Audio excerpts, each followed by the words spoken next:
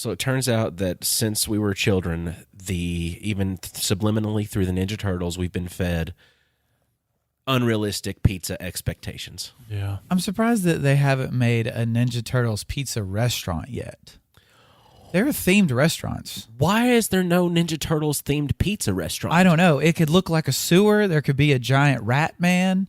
You order from? Yeah. An animatronic rat, just like Chuck E. Cheese? There could even be real rats in and around the restaurant. Yes, and it because would it's be part on of the brand. theme. Yeah, exactly. You can't get in trouble by the food police for that. And you have a mysterious ooze pizza where you don't know what the ingredient is, but it's green and oozy. And if you mutate, I mean, that's kind of part of the deal, right? Yeah. I mean, because that's what the ooze we does. will not be held accountable for any. Would be like middle-aged human something hybrids.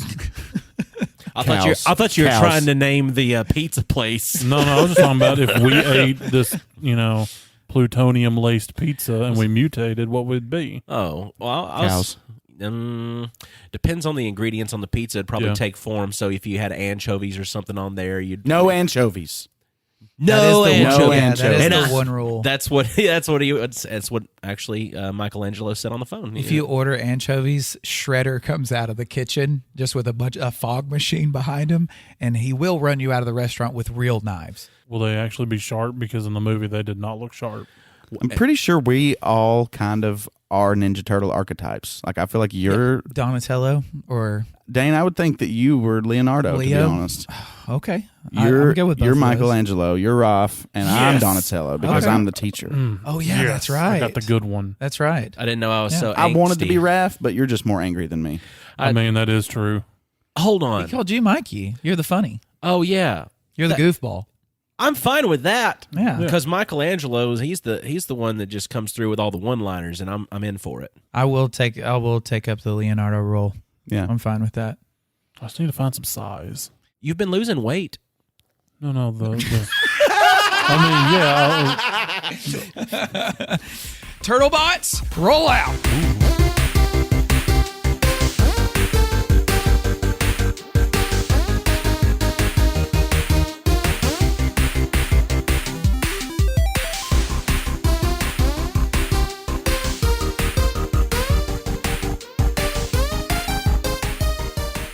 Hey everybody, I'm Dane Holland.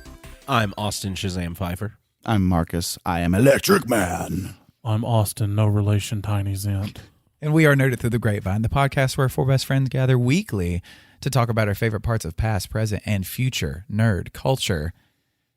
And the future is now with Cyberpunk 2077's Edgerunners anime on Netflix. It's been all the rage. It's been all over the Twitters.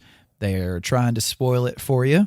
Something was kind of spoiled for me with a certain character's fate towards the end, just from where everyone's outcry whenever this actually happened, for all the followers of the show, if your feed was flowing with that. But even knowing that was going to happen didn't ruin the show. I don't know what happened. That's good, because if you watch the anime, it's only 10 episodes long.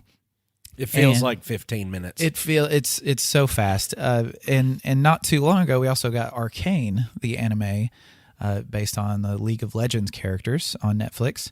And again, a very short first season, but just like with Arcane, Edgerunners wastes no time. The story is just full blast from the get-go.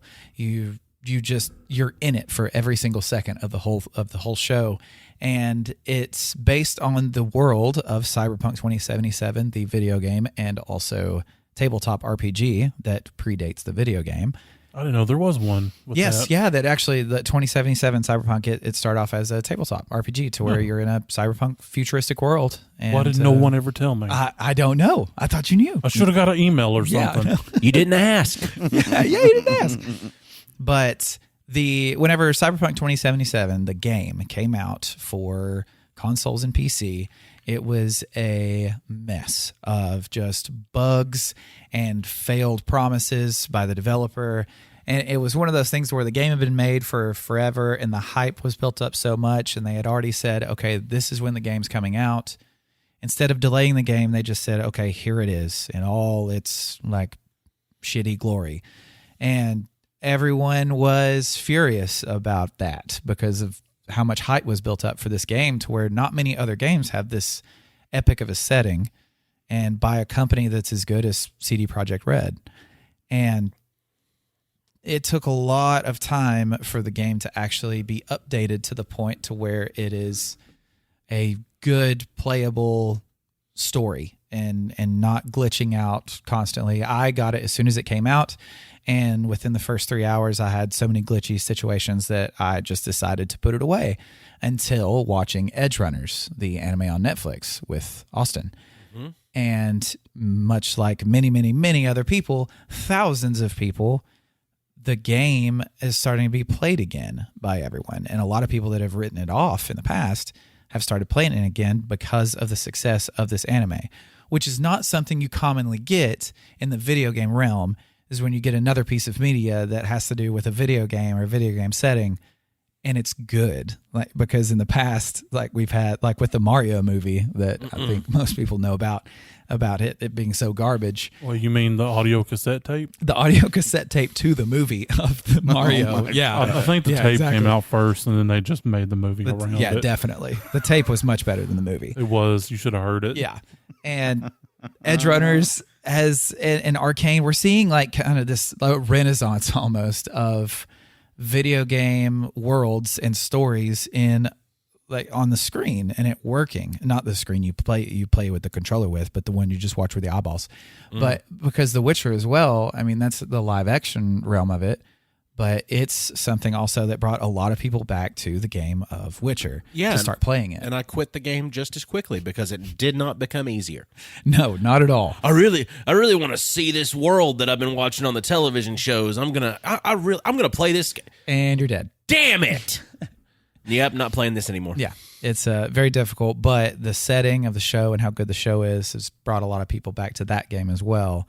And with Cyberpunk, during the week of the release, it's either the week of or the week after the release of Edgerunners, the anime on Netflix, Cyberpunk had 78 and some thousand players on Monday playing the game. And then on Tuesday, it had 83,000. Wednesday had 86,000. Thursday had 89,000. Like every day of the week, there were more and more and more people playing the Cyberpunk game. And those are numbers that it had not seen since the first week of release. And then everyone giving up on it and putting it aside because it was so terrible.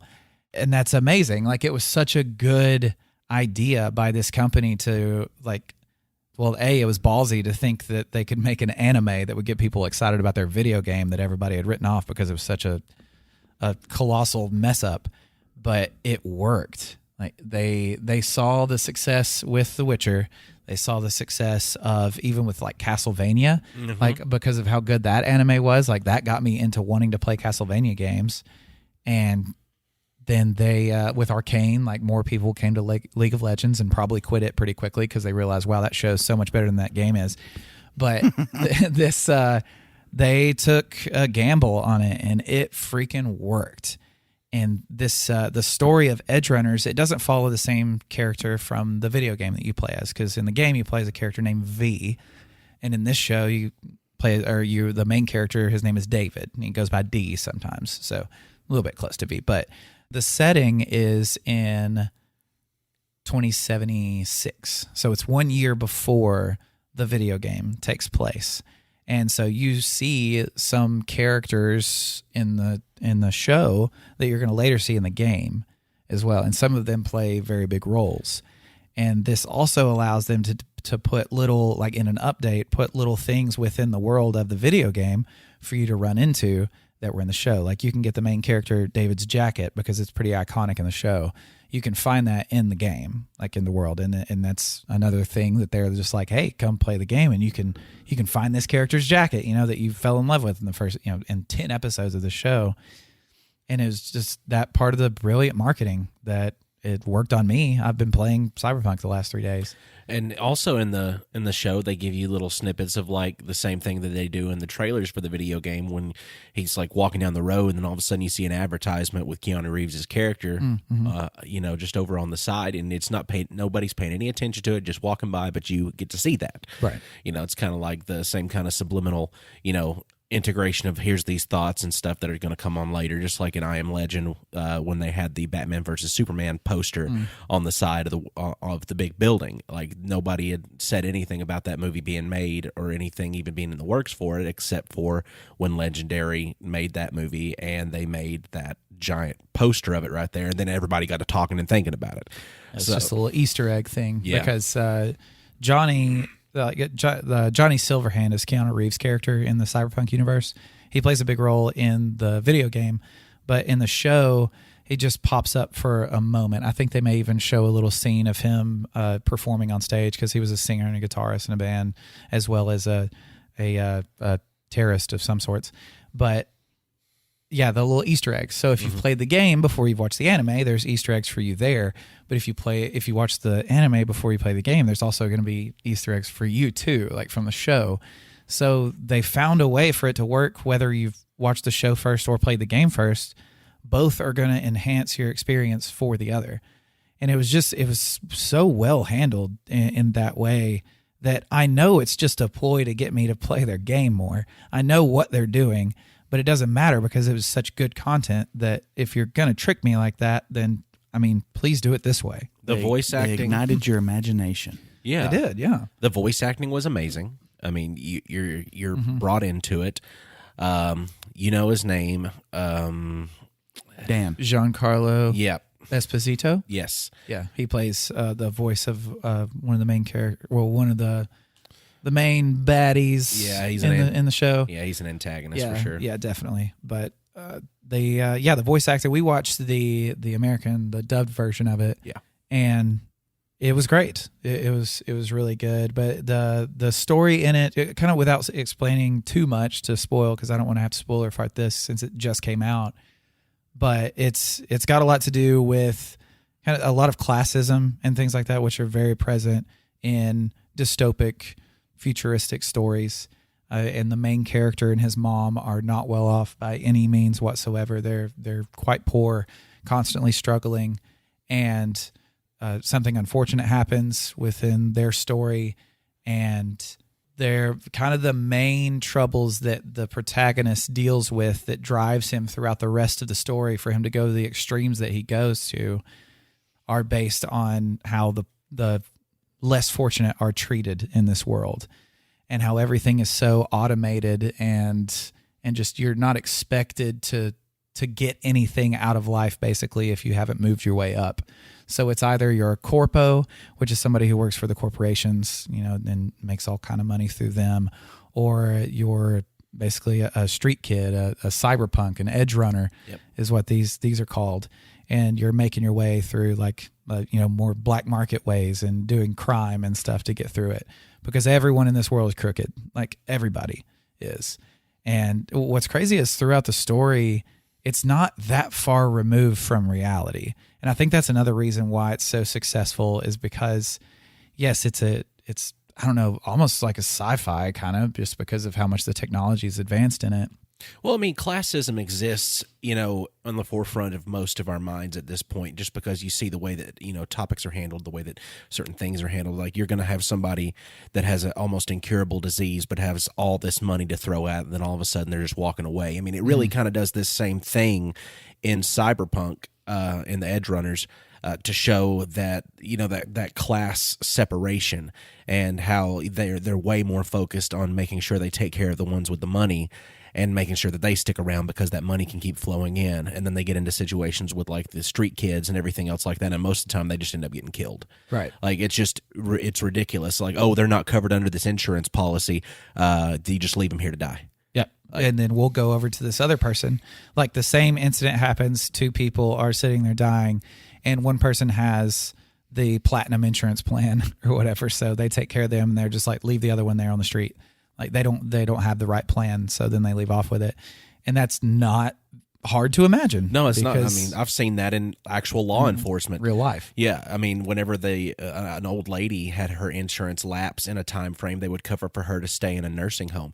She had a 2-week gap, and then they sent her ass back to her house to live by herself, even though she was not capable of mentally sustaining any kind of care for herself. Yeah. Her insurance lapsed, and they just sent her back to the house to just wither. It was ridiculous, and seeing stuff like this in a fantasy setting, even though it happens very similarly in real life, I mean, great writing, absolutely great writing to be able to take that dystopic, cyberpunk, technology crazed future that we are probably going to be headed towards, and showing that even though we've got all this advancement, that there's absolutely nothing that's changed in the way how the world treats each other. Yeah. And that's, like you said, good writing. It's making it believable. It's at no point in this do you think, well, I mean, this world probably wouldn't exist. Like they've dotted their I's and crossed their T's when it comes to nailing this dystopic future set in like basically our world. But it's about kind of finding your own, the main character kind of finding his own new group, his own new gang, which is, I mean, that's a trope in many, many things. It's the loner who finds their, through ways that aren't the most moral, but they find their little crew and then, form their own little family. Fast and the Furious style. Like this is Fast and the Furious in the techno future. But there is a lot of car. There's a lot of car. A lot of car driving. That's what I was going to ask. Because, I mean, I remember when Cyberpunk, the game, was getting a bunch of hype, but I never, ever really saw what it looked like. Like, what do you do in the game? You're in a place called Night City, which is a, like, just crime-ridden, futuristic kind of version of, like, a New York City that your character's basically trying to work your way through the ranks of, like, doing crimes and getting paid and just making your way up kind of Grand Theft Auto future. Yeah, you definitely get Grand Theft Auto vibes from it. So for sure. Stealing cars and all that. Yeah, you can steal cars and shoot people, all kinds of fly civilians. I haven't got to where you can fly if you can. Gunplay and stuff. But a lot of guns. Yeah, cool. A lot of guns. I have an idea now. Like getting, like, of course, different outfits, different armor bases, different weapons. You can use a samurai sword and a knife and all kinds of upgrade trees and things like that. So cool. It's not unlike anything you've ever played mechanically, but the setting itself, like driving through Night City, like if you're just soaking in your surroundings, you're in it. Like you're right in the middle of it. And it's really cool. Cool. And getting to see these areas in the show, and like even people online like posting like picture, oh, here's from the game, like this moment from the show, here is in the game where you can stand there, or you can go to this really place that was in the show. Yeah, so like a lot. I think the success of this, and like we mentioned, Arcane, Castlevania, Witcher, all these, I think we're going to start seeing more and more of that from other developers, hopefully in a successful manner, as opposed to a watered down, hey, this is working for other people, we got to make money while this is hot kind of thing. Because I want to watch shows of games that I would never play, like Castlevania. Like, man, I would love to play those games, but they're so outdated. A lot of them are outdated, and it's just a style that I probably wouldn't really get into. But man, as soon as they come out with a new show, or Dota, for instance, like Dota, we talked about that not long ago. That's another anime that I would love to watch, but I'll never play that game. But I like the direction that Cyberpunk went with this. It's got people back on track playing their game that they promised was going to be good. And now people are getting to see it for everything that it is. And it's all because the Netflix original anime that pops up. And it goes back to our previous conversation about how video games sometimes lack the capability of telling a good story, or at least one that keep our attention. But if you can tie it to an IP or like an Arcane, something written that well, yes, and then people can visit those places, like you said, in the game with new characters, the same characters.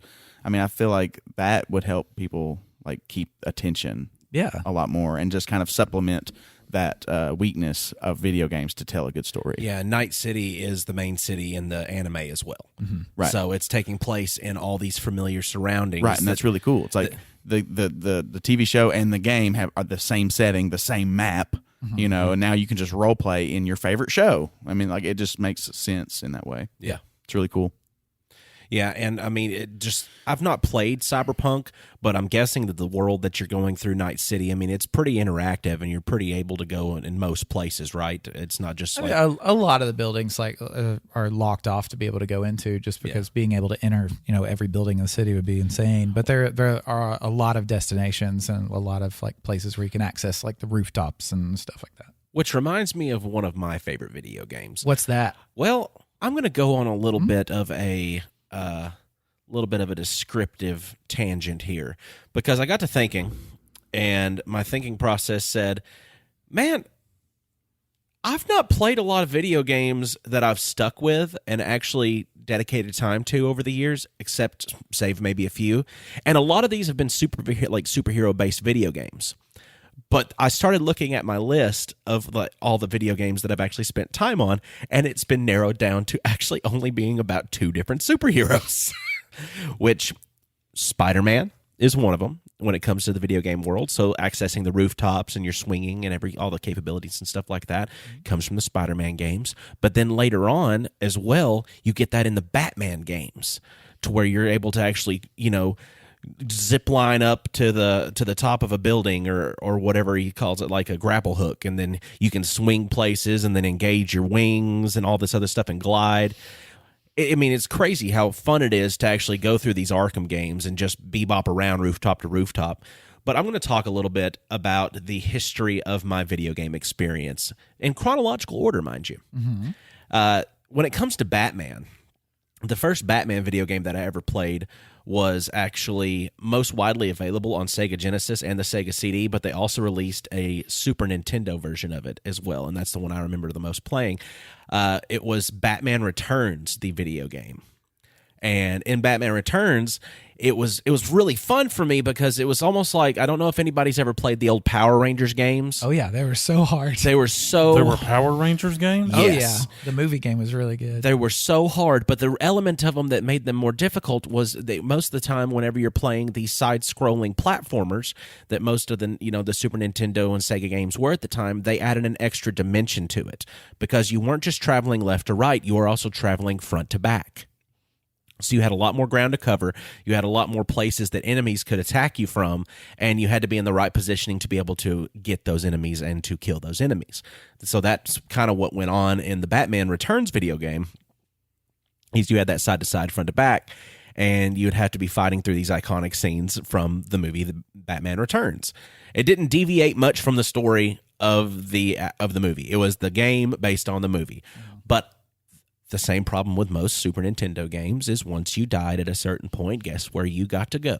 Right back to the beginning. Gosh. So if you weren't, I don't think I was ever able to beat that game, but I played it a lot as a child. The next one that I played from the Batman franchise was Batman Forever. That was the first one I played that game. Yeah. Now, I played it in 2 different versions, and I knew there was something different about it aside from what the graphics were capable of, but I used to have something called the Super Game Boy, which a lot of people don't remember Super Game Boy, but Super Game Boy was a cartridge that they made that you could actually plug your Game Boy games into, and then plug your Game Boy games into your Super Nintendo. Mm-hmm. And I played Batman Forever on both the Super Nintendo version of that game and the Game Boy version of that game. Was the entire soundtrack like Kiss from a Rose? They did have like a polyphonic version going on at one point in the. I don't remember that. Yeah, it was something that was just like a little bit of a mild scene, but it was in the Super Nintendo version that happened, because you get into the Game Boy version and they dumbed it down a lot. They kept a lot of the same look for it, but of course you didn't have all the color graphics and everything that you would normally have. Even though when you played it on the Super Nintendo plug-in cartridge, it did enhance what you were seeing, which is kind of cool to think back to. But I never made it past the scene in Batman Forever where he had to escape the sand pit. There was like this sand pit scene in the movie where all this sand's getting dumped down on, the Batman character, and he has to be helped out of the sand by Robin. I don't know. Oh yeah, I remember the hand grabbing each other. The epic moment of the hands grabbing. Yeah, and I never made it past that point. I don't think I ever made it out of the first few levels. Yeah, they were so hard. They were so hard for video games. But I played a lot of that. Those were the main two superhero games that I ever stuck with, because later on in technology we had the Nintendo 64 come out, and they had the Superman game come out for that, which was one of the most awful pieces of hot stinking fecal garbage that ever graced the Nintendo 64. Impossible. So it kind of turns you off to the idea of those kind of video games. I mean, I'm not gonna do this anymore. The superhero games suck. The next game in order that I played for that kind of genre was another movie-based video game, and I don't know why all these like ones that grabbed me so much were from the movies. It might be because it's just recognizable. You know, the storyline's going to be similar. I really enjoyed the movie. I really enjoyed the movie being played out on the game because I'm getting to go through all the plot points, but to accomplish it myself. It wasn't the original Spider-Man. It was Spider-Man 2. Even better. The original Spider-Man for the movie, you did not have as much street interaction. Hardly any, if I remember correctly. Well, and you didn't. You just swung across nothingness. Like, you didn't actually connect to the buildings or anything like that. I remember I played all the movie tie-in games. Yes, but then in the second movie tie-in game, you got to swing from buildings. You got to get on the rooftops of buildings. You got to go down to the street level from the buildings. And the voice actors in the game were the same actors from the movie. Wait, really? That was one of the first really, really good sandbox games I ever played. Oh, yeah.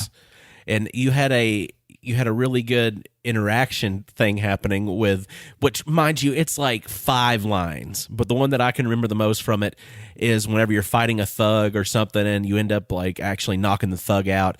Tobey Maguire was the voice actor for Spider-Man and Peter Parker on there. And he said, "Oh, it looks like you should have zigged when you really should have zagged." Like, it was something just super cheesy like that, but he would always say it whenever there was like this. Looks like he zigged when he should have zagged. Like, it's just, that was his over and over. Yes, and over. of course. Just like most of the games where you had your set like pull string phrases that would come from your characters. Well, they probably only paid him enough to be like, okay, we need you in studio for one day to record all these lines. 7,000 lines. 7,000 lines. Get this done in one day because we cannot afford you for a second day. Yeah. And then you had, and here's my honorable mention, because there's only 2 superheroes whose games I've committed time to, and that is Spider-Man and Batman. And I've had a lot of time, but the honorable mention is next in line as far as timeline goes, and it was a fighting game on PlayStation 2 called X-Men Next Dimension. And the X-Men Next Dimension, it was super simple. There wasn't a real big storyline to it. It was basically like, let's make Mortal Kombat, but with these 3D X-Men characters. And that came out around the time that was it was about a year or two after, still riding the hype of the success of the original X-Men movie, with, Hugh Jackman and Halle Berry, and Patrick Stewart, Ian McKellen. Like, huge actor list. But that was in the year 2000. Epic. In the year 2000. Me, Mr. T. That was a good segment. So in the year 2000, that movie came out, which is crazy to think about because I can still remember seeing Wolverine's claws coming out of his hand. I can still remember, the way that they would fly and the electricity. What happens to a toad when it's struck by lightning? The same thing that happens to everything else. And then when dude puts his head through the bars in the cage, I remember seeing that. Like, ugh. But gross. But the massive success of that movie, of course, spurred my interest in having more X-Men because I didn't have really any X-Men after like X-Men 97. Whenever that ended, I didn't have much X-Men content to consume, and then here comes some daggum box office breaking superhero stuff. So it brought my attention to X-Men. It was super simple game. Basically, you just got to play as a core set of mutants, and you can unlock just a couple of different ones through playing the game in like different modes. But I just looked up the cheat code on Cheat Code Central and never had to do that. So I just wanted to fight them. I just wanted to fight all the characters. My favorite one, his name was Havoc, and Havoc is Scott Summers' younger brother, who has a similar power to Scott to where he processes the sun's radiation, but instead of him processing it through like his eye holes, the way that Cyclops does, he would process it through his chest which is a weird thing. You don't have a chest hole, but he would be able to concentrate and like centralize where this energy was flowing out of and make this like massive Iron Man blast out of the center of his chest. You don't have a chest hole? I don't have a chest I hole. believe he was portrayed in First Class. Yes, he was. But he wasn't Scott Summers' brother in that. They didn't make any kind of connection of it. He was just there. And he was also in the X-Men Evolution television series. I don't know if y'all ever watched that. A little bit of it. It was on like WB Kids or something like that. That's probably where my first experience with him was. But the next list of game that the next one in the list of my games is actually the Arkham series of Batman. And I played Arkham Origins. I played Arkham Asylum. I never played the original Arkham. No. Never played it. I think it's the only one I played. But I did play Arkham Knight. And that game was magnificent. I absolutely loved the ability to glide around, to use the different, so many different upgradable and customizable different tools that Batman has. Gadgets. All the villains. I loved like locking up the, because when you get the main villain, like when you complete a storyline, you get to lock them up in the GCPD. Yeah. And then you can go talk to them. Yes. Thank you. I couldn't get that out. Yeah. But yeah, I loved doing that, like just revisiting the villains that I'd already locked up and Yeah. them just having their little lines and stuff. It was so cool. The only like downside to that game for me was how much time you had to spend in the Batmobile. For like the initial like first 10-15 minutes that I had to be in the Batmobile for different missions was awesome because you got to Grand Theft Auto style pilot around this tank of a car with a jet engine and just blast through the streets of Gotham City. But then it became like tank style objectives to where you had to fight everybody in your battle tank car and get upgrades to that. Otherwise you can't progress in the story and this and that. I finished the game. So, testament to my will, but the game actually had a point where it scared me too. You're ziplining around the city, and it kind of spawns in different points depending on what kind of storyline progression you have. Vampire. Oh, Man Bat. Yes, because you grapple hook to the top of the building, and you're just gliding around the city, exploring for different stuff, and it's just a random generator of what building it's going to pop up on. It's not always the same thing, but you get to the roof of this building, and you just zip line to the top, and as soon as your hand reaches to the top in the animation that you get every time you like grasp for the ledge and pull yourself up, Man Bat just pops out, just like, and just absolute. It was 3 a.m. I was living with my parents at the time. I had the PS4 hooked up to the television because I actually had gotten the Arkham Edition PS4 when it came out in a special at Walmart. I got it at GameStop, same edition, and I screamed. Because I'm so into the game and I'm just really focusing on everything happening. It's super late. I'm probably just hyper focused on doing these stupid constant things you have to do and fight combos and everything. And then I'm just doing your simple grapple hook to the roof and my dad woke up. He wasn't very happy about it. And I was sorry, Dad. It was Man Bat. It was scary on the TV, Dad. Such a good game, though. It was a very good game. I love that game. And I mean, they have a new one that is announced for that, which is Arkham Knights. Mm-hmm. And after the Arkham Knight video game, the next superhero game that really stuck with me was Marvel's Spider-Man on PS4. That's how I played it. Ooh. If you thought the original Spider-Man movie games were good. This was absolutely just your Spider-Man. Everybody's take on how you're doing stuff would be a little bit different. People would either just be, you could swing through the city, you could acrobat trick through the city, you can do all these different types of movements while you're swinging and all these different customizable things while you're going in the flow of stuff, and it fits the person's play style. It's customizable without having to actually go into any customization screens. It's literally how you want to play it. It's a very expansive city. It's humongous. I mean, there are borders, of course, but we spent so much time on that game. I think Dane finished it. I did not, but I still got 90-something% completion on it. And as far as like going back to the stories thing, like I feel like that game was able to tell a really good story. Yes. I remember being able to find all of Peter's backpacks that he had lost throughout the city, and every time you open one, it's like some item from his past, and you can listen to him narrate like what it meant to him, or like, oh yeah, that was that one time that I fought Shocker and blah blah.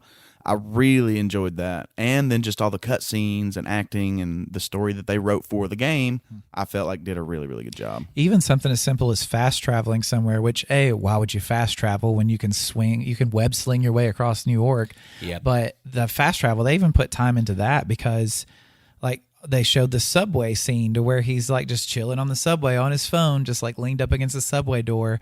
And you can watch that for a second while the loading kind of takes place. And it feels even more so that you're there. Like every single part of that game, they're like, we want you to feel like you are Spider-Man in New York, and not through a first-person lens either. Because many times first-person games where you get that, but this was a third-person like experience and the fighting system was kind of similar to Arkham as well, because like the whole like parry hit, like it's so satisfying. It is. It's really satisfying, even though it's so repetitive. But they made it really cool because they added a lot of air combat and like combos. I really liked how they did all that. It hadn't been that long since I played this game, and being able to just like stumble across old Uncle Ben's grave, and for them to actually take the care and the time to like script out some Peter's feelings. Yeah, when you just ran that was such a cool moment. Yeah, I never played the Miles Morales. It looked like it was awesome. I just for some reason never got it, just because Dane never got it.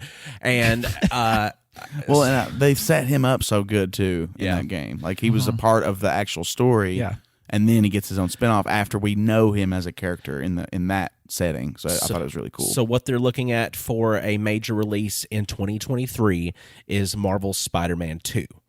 And I've seen just one little trailer from it because that's all that I think that there is. But it's just basically an announcement trailer where you have Miles Morales, in his Spider-Man suit, and the Peter Parker that you played as in his Spider-Man suit, and they just get through doing something, and you see there's like this noise from the shadows, and it's Venom. And Venom is one of the best, I think, Spider-Man villains, just because he can be a villain. He can be more, anti-hero-ish, but he's a little bit more based in, what could be a darker Spider-Man. And that's being voiced by Tony Todd. And Tony Todd's one of my favorite voice actors. So what do I know him from? The Shadow Man. From Shadow Man, the video game? No, Shadow Man from the Princess and the Frog, and he was also the also the original. He's been a lot. Yeah, of he was the things, voice of Skyrack or Slyrack in Dota. Gotcha. As well, just that real deep, super like just rich voice. But I think that him as Venom will be great. And those are my video games, and it's very narrowed down when it comes to superheroes. So I think it's just because those are all the best superhero games there are. I think so too. I can't have a good transition. I've recently discovered a new tabletop game. If you've listened to the show for any length of time, I'm a fan of Dungeons and Dragons and things of that sort. Well, this is very different from my usual. It's kind of akin to Warhammer. Warhammer's more of a war tabletop game. So you build armies, they fight against each other. Last army standing wins. This is kind of like that, but more accessible to people who don't want to spend like crazy money, because Warhammer has such a high entry cost. Your army, if just like a cheap army, is going to cost you a couple $100. Damn. Then you got to paint them, and you got to have your codex, because to play at a game store with other people, you have to have the codex to run your army, because it tells you everything about your army: stats, abilities, rules. There's a huge learning curve and a large entry cost. The game Gaslands does not have that. There is a rule book. You can play a basic game. The rules fit on 2 pieces of paper. Oh, and awesome. It's played with Hot Wheels cars. Yes. So you can you kit bash and you make your own things. So it can be as expensive or as cheap as you want. That is what really spoke to me, because it's post-apocalyptic themed. The game came out in 2017. It's basically most of the people on Earth went to Mars, and the people left are just trying to scavenge and make their way in life. There's several different game modes. There's one, it's a televised event. you're in essentially a death race. So there's like a figure 8 track, and you got to make your way around and go through gates, and you have weapons. You blow up the other team. Then there's game modes where you're on like a courier mission. So you've got a package, and you got to get from point A to point B. There's capture the flag. There's a lot of different methods. And the cool thing is there's a lot of different vehicles that you're building from Hot Wheels cars. So you can have a car or a truck, and everything has different stats, and you can kit it out with different weapons. So you basically make your little car its own character in this tabletop game. And to me, that is just awesome. That is super cool. Now, can you only use the cars that are featured in the box set, or can you use whatever Hot Wheels cars Whatever you have? Hot Wheels cars, it does not come with any. Nice. You are to supply your own. I currently have 7 or 8 Hot Wheels cars sitting in a bucket of acetone, stripping off the paint as we speak. Yeah. Because I am manufacturing my army. I have the cars, and I have a semi-truck because you can use those. That's a war rig. It has its own stats, bad handling, but it's tanky. It's a really cool game, and I'm really excited about it. And I'm working on building terrain. The rules, I'm going to stop just kind of gushing and just kind of give you a little brief overview. Yeah, I'm wondering how, like, is there a role play aspect to it? Or is that just if you want there to be? If you want there to be, there Okay. kind of is, because your army or your team can have like a theme. One of the channels on YouTube I've been watching, he's got this team he's got one car that's the warden, and other cars are prisoner cars. So he's built this whole story around this team. Cool. And it can be as in depth as you want. Earn your freedom by doing this mission or this race. Pretty like, much, those yeah. cars. That's So, neat. Yeah. And like I said, you're just taking bits and bobs that you already have to make things. And I went to the wrong tab. Because you can even 3D print like your own little weapons Absolutely. and super glue them to your Hot Wheels cars. Oh, absolutely. I've seen people use bits and pieces left over from Warhammer minis because they were into that. So you put little guns on there. I've seen people using toothpicks and binder clips to make really cool looking weapons. I got a bunch of stuff from Dollar General and the Dollar Tree this weekend that I've been cutting into pieces and getting ready to glue them on some Hot Wheels.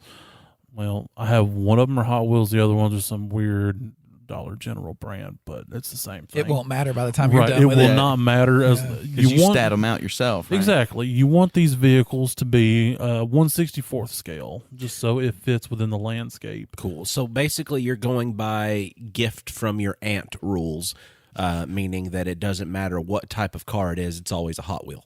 Yes. Okay, gotcha. Exactly. Yeah. Exactly. I got you some Hot Wheels. The different Granny, those are Matchbox. exactly the different types of vehicles you can have. You can have a bike. That would be your lightweight vehicle, and then there's a buggy.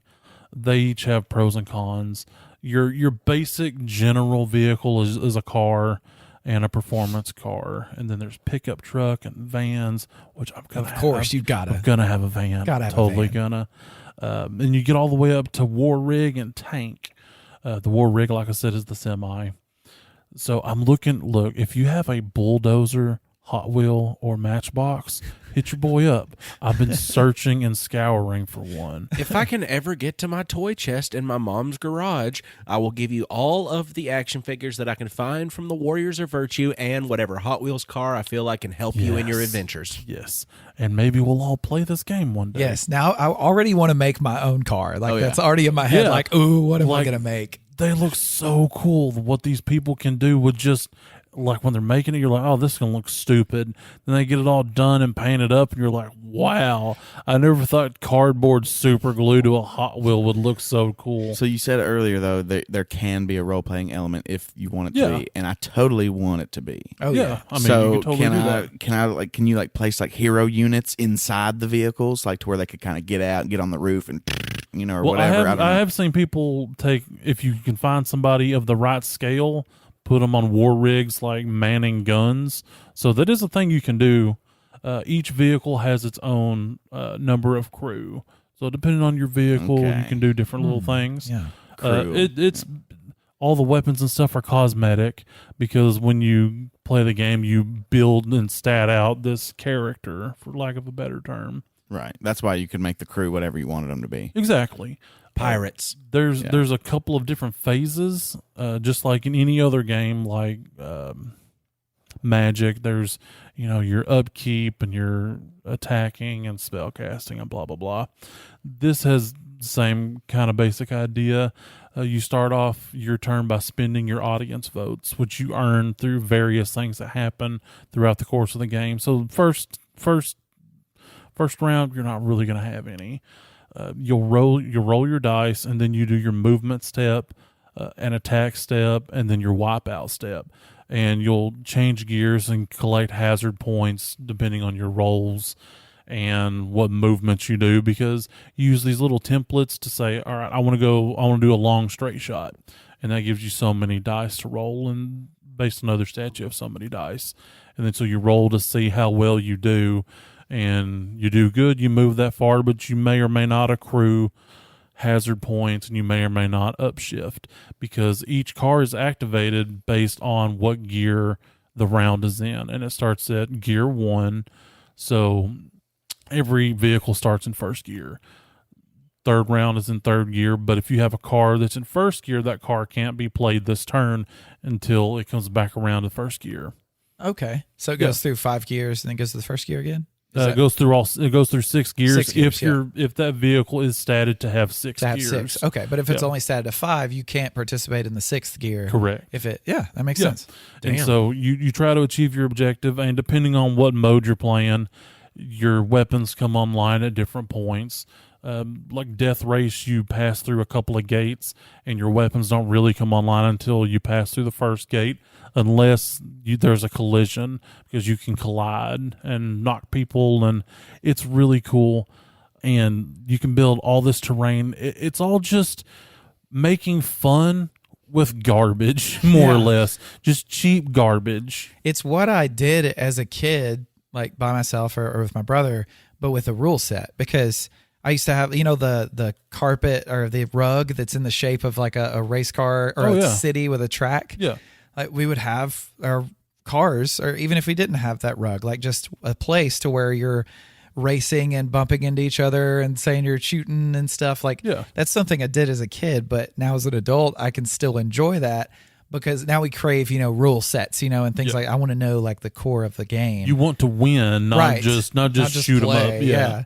And this is awesome. I don't know how I've never heard of this before. So you're saying if you wanted it to have a role-playing aspect to it, you would have to create the backstory to why your army is the way that they are? Yes. Okay, I've got it. Okay. And it's all going to start out, you said you start off with a couple of basic cars, correct? It depends how many points you're going to allot for that game. So if you start off with like a 40-point game, that determines the size of your army and what vehicles you're going to use. Well, I'm going to have all of mine look like just Ricer, like street modded super Honda Civics. Nice. I want them to be full of judges, and every time that they accomplish an objective, it is because they're doing their civic duty. Okay. What kind of judge though? The legal kind, or like American Idol? No, like kind? full white powder wig, but Judge Judy. Nice. Yeah, I want mine to be food delivery people that they just happen to end up in this death race because it's on the way to their delivery. So like if I got to deliver pizzas, I guess I've got to race these people because I've got to get there on time before they get the pizza for free. One of the vehicles is an ice cream truck. Perfect. So you could totally have that as long as you can find that matchbox. Marcus, what's your team going to be? Probably evangelists. Evangelists? In a Lincoln Town car. Yeah. Not vans? No, they need to all be in vans, bro. That's the pun. Evangelists. You didn't even mean, did you mean the van pun? No. Dadgummit.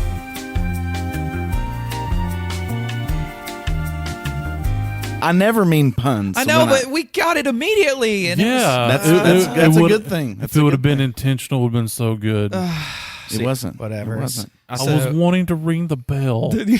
I mean, you can still ring the bell just because. It'll be a sad one, though, because it's not even like... Yeah, evangelist.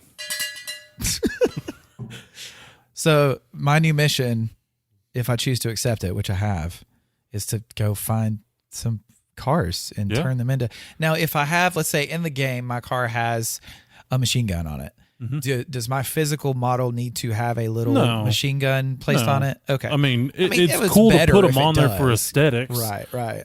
But you're going to stat your vehicle for Okay. each round, or you could have like perma stats for this car. Like, I only play this car this way. Okay. So that See- could be a thing you do. Yeah. From the way, I figured that was the case just because you said it's only like 2 pages is the core rule set of it. Yeah. So I was just mean- wondering if it was going to be that in depth or like Warhammer, you kind of have to have all the shit to make it all No, happen. there's not so much. It's just make Okay. it cool and make it fun. Cool. I've actually ordered the rule book, and it was like $16-17 on Amazon. Awesome. So, like I said, low entry cost. And Yes. if we're playing by Grapevine rules, I've already gotten a little bit of an advantage because if Judy is piloting my Judge Civic car, then Judy controls it has sizes. to be a red car too. So if Judy controls sizes, she'll just run right over yours and make that little fart squish sound. Just You could make a Honda Civic monster truck because it is about kit bashing. Yes. Pull the body off of the Civic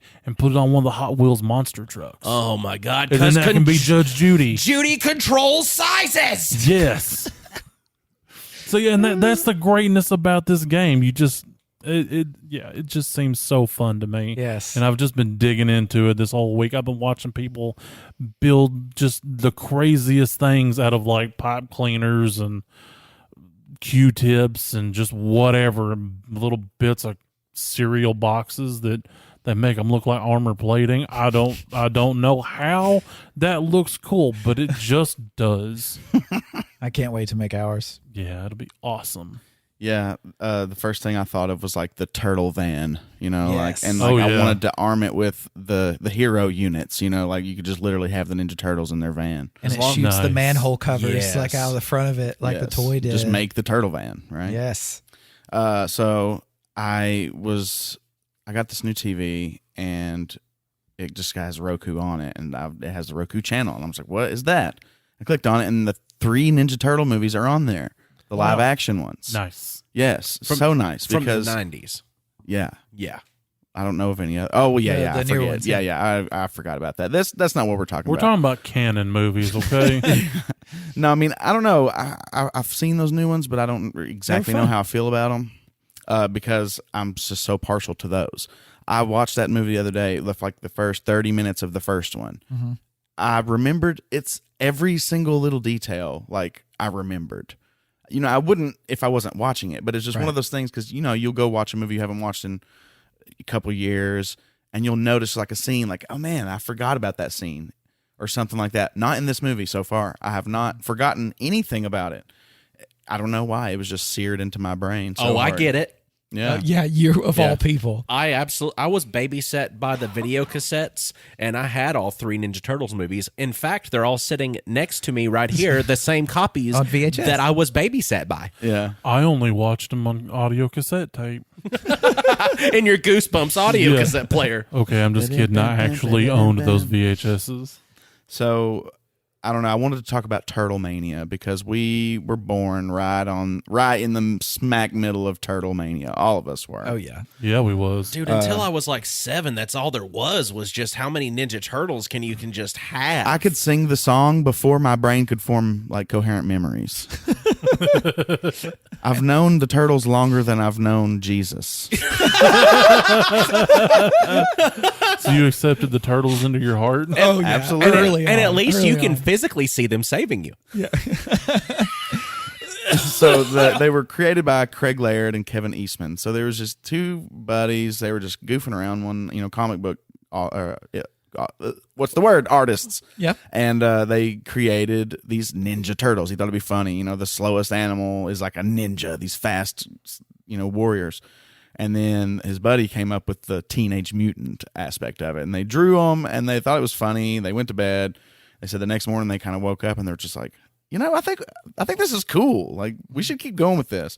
So they borrowed, like they scrapped up $2,000 and like borrowed some money from like one of them's uncle, and launched the comic book, and then made history.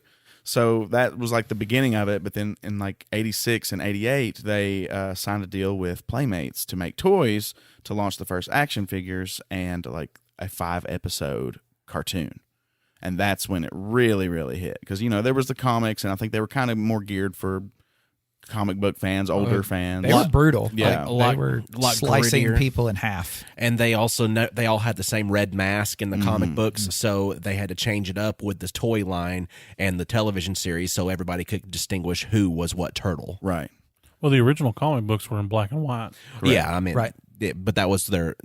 I watched a little documentary over it, and they said that they'd all originally were supposed to have like the red bandanas. Gotcha. I probably watched that same documentary. So 86 through 88, that's when they signed the deal with the cartoon, and then the early 90s, it starts to really gain popularity. 1990, 1991, all that, and that's what the era deemed Turtlemania begins. I was trying to sing that song a second ago. So the second wave of toys, because it was a huge success. They're selling all these toys. The TV show picks up, but then the second wave of toys, they would always had the characters in like different costumes and stuff like that, and so the interest just continued to grow. And the toy lines were always kind of accompanied by these elaborate marketing campaigns for the time, and even introducing new characters that would eventually be in the show in their toy commercials. And then we get to the live action movie, which, like I said, was somehow the images have been burned into my psyche. Yes. Well, we never got to see the original cut of it either, which is crazy to know. But you can go back to the theatrical trailer of it and actually hear what the voices really sounded like when they recorded the movie, when they actually filmed everything. And the Shredder's voice in the recorded for the original movie trailer just is a normal person's voice. He does not have any rasp, no filter, no anything happening. And they did not think that sounded menacing enough. So who, of course, did they reference as the backdrop for how they created the Shredder's voice? Darth Vader. So they took that raspy, hard to breathe, battle damage sound, and they added it along with, oh God, come on, Brian, Oroko Saki. They added that along with his backstory and his facial damage and why he wears the mask and why he talks the way he does with his original confrontation he had with Splinter as a rat. In his 3-pack-a-day smoking habit. Exactly. It never really explained how his lungs got so effed, but there it is. So, but they kind of got the green light to make the movie based on success of Tim Burton's Batman movies. Because before this, comic book movies are like box office disasters. Flops, yeah. Right.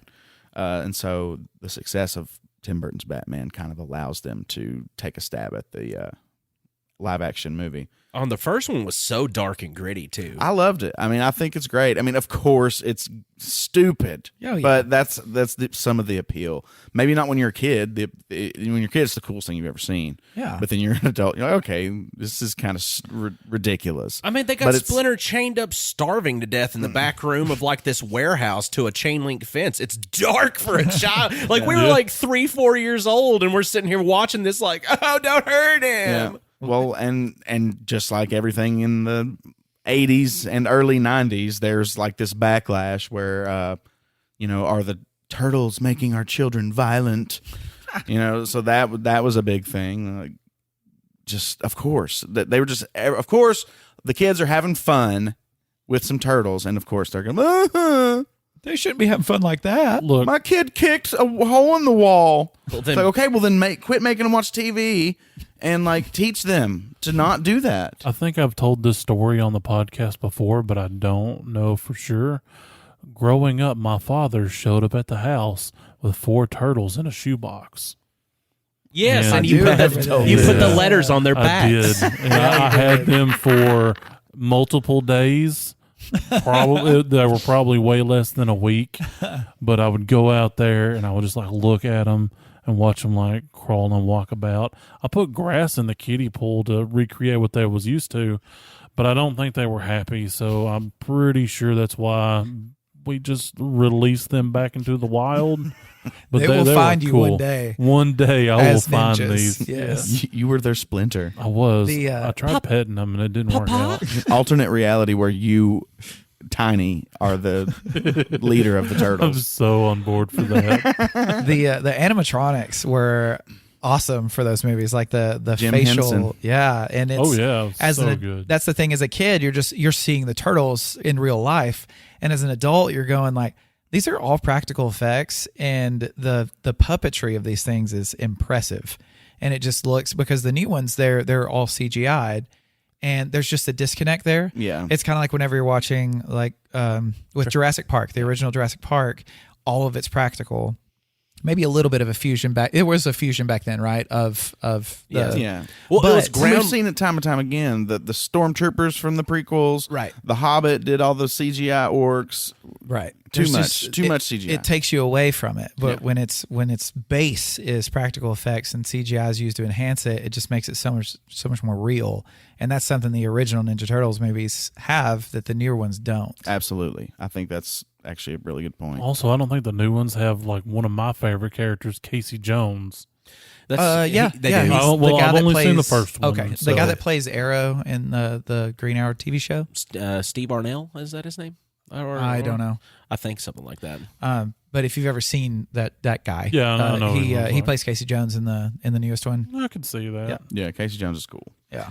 So they make the second movie less violent because the turtles are such these huge icons to children. But they inject animal cruelty Yeah. with Toka and Razor. So they kind of and at this point they kind of even changed the animation a little bit too. They're just trying to kind of address the outcry for weird people trying to say that turtles are making their children act stupid. They made fun of it in the third movie.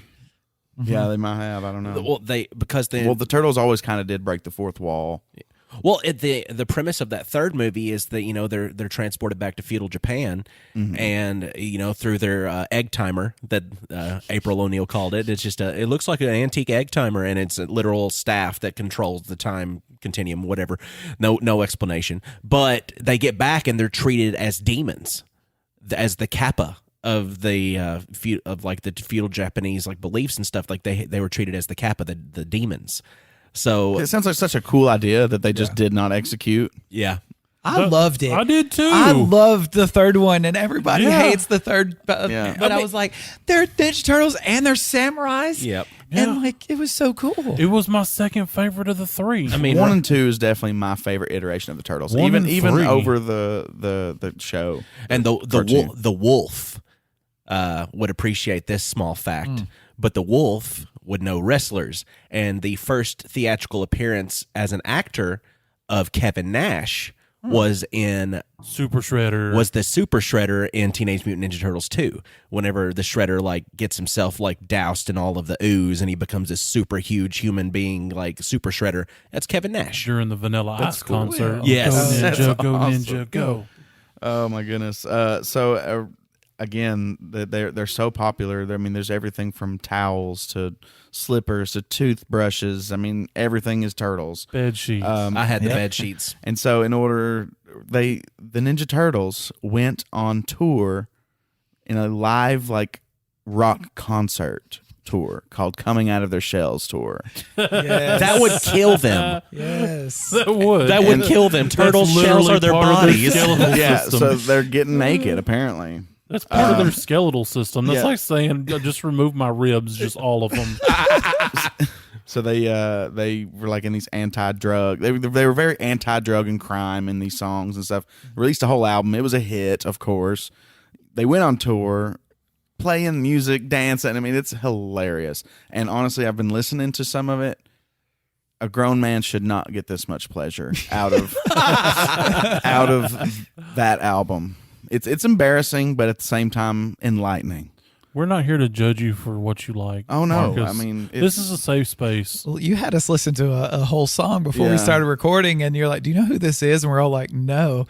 It was the You said, Ninja Turtles. This is the Ninja Turtles you know and love singing songs, and there's not just one. Oh, there's 10 at least. There's I a think. whole album. There's one called Pizza Power. Coming Out of Our Shells. What is the name of this album? I think it's Coming Out of Our Shells tour. Well, I know what I'm listening to on the way So, home. yes. No, it's amazing. And so, of course, with such a huge hit, you've got your copycats. So the Ninja Turtles spawn a whole wave of copycats during this time, which we are all familiar with. Street Sharks. There are Street Sharks. There's the Biker Mice from Mars. Yep. The Battletoads. Yes, yeah. Battletoads and Battle Maniacs on Nintendo. Wild West Cowboys of the Moo Mesa. Yes. Excuse me? I remember don't that. Remember Yeah. What? Yeah. I would have to see that. I don't remember. Wild that at all. West COW Boys of the Moo Mesa. They were actual cows. Yeah. They were mutant bulls. It was awesome. There's a lot more, but I don't know. Those are the funniest ones to me. The Street Sharks had a similar genetic experiment kind of background to them, whereas the other ones were alien races Yeah. that had personified animals. So then the Turtles 3 is where interest kind of begins to fade.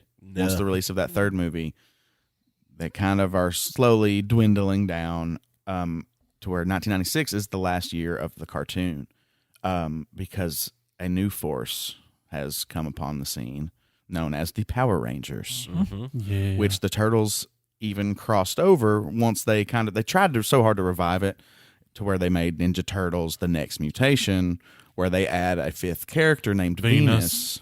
Damn you, into Fox the mix. Kids. Yeah. Worst show ever. Pretty bad, but they crossed over with the Power Rangers to try to renew interest, but it was just Power Rangers had already taken control. Too far gone. And Yeah. There's giant mechs. Yeah. They're ninjas themselves. They have cool helmets, and they're kids. I want to believe that it was Power Rangers in space that the Ninja Turtles crossover. I think That right sounds because right. because one of the turtles is like, I hear y'all have a spaceship. We could really use a ride back to New York.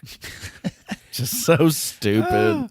But a clash of our childhood in one place, you'd think it would be mind-blowingly incredible. But even as a kid watching that, it was still It was bad. it was a little off. Yeah, I wanted to be, I was excited to see it, but what it actually was, there wasn't even any substance to it as a kid. Whenever they did that, it was just like you said, it was just them trying to be hey, we just need the Turtles back in the forefront again. But I think we need to just go always back. loved 'em. I think we need to take what's great about the Turtles, which is the 4 personalities and Splinter, April, Casey Jones, bring it back to those dark roots, and then take all the copycats and make them the villains in the story. Yes. yeah. Oh man, that'd be great. Turtles versus Street Sharks. One of them Yes. wasn't even a shark. One was an orca. Yeah. An orca is not a shark. It's a mammal. But It then is a mammal. But then you can kind of redesign them to make them fit a little bit better, fit the tone and the setting a little bit better. I think yeah. that would be perfect. The old suits from the 90s movies from 1, 2, and 3, if they would have kept that suit design and kept that look and put them into that world, it would have actually worked better because even the suits look cheaper and dumber. They were overly defined with muscle. They were not, any kind of aesthetic look like the old ones were with that shiny green skin makes them look more amphibious. They literally look like the underpadding for a hero's suit that they painted green. Yeah.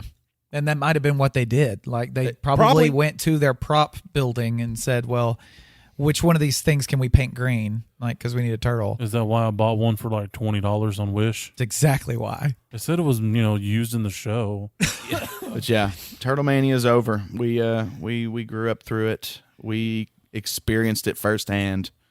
And now it's just gone. There was about 5 years there where the Turtles were the king of pop culture. Yep. And Kings. I still love them. Oh, me I too. still love them. And it's such a strange thing for me to let. We didn't even mention the Warriors of Virtue, who were knockoffs. Knockoffs. They as were well. not knockoffs. Yes. They were their own thing. They were They were would be- Ruse and not Turtles, plus there were 5 of them. They would be some of the villains in And my they- new they were- projected movie. They were elements and based on Taoism. Anthropomorphic kangaroos. Kangaroos? Kangaroos. They're a cross between the Cowboys and the. Yeah, Daddy. Anthropomorphic.